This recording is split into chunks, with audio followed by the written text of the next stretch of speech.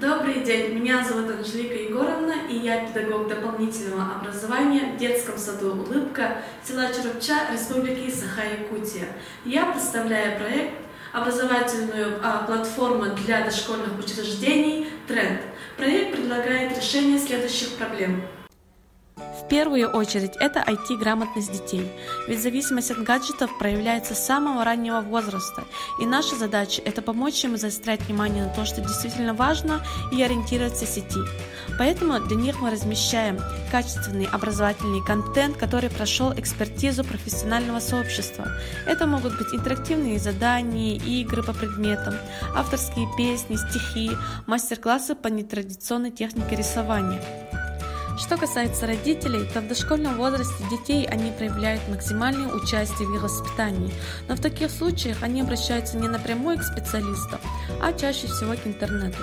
Поэтому для них мы предлагаем видеосоветы от наших специалистов по английскому языку, логопедии, робототехнике.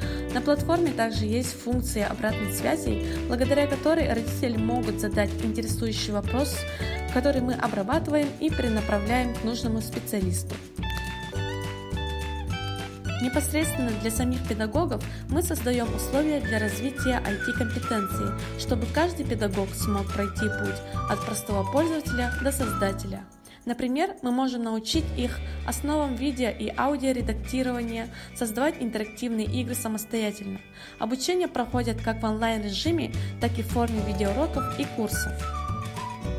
На платформе Тренд для них также функционирует медиабиблиотека, где можно найти качественную современную литературу на родном языке, готовые конспекты занятий, сказки, аудиостихи.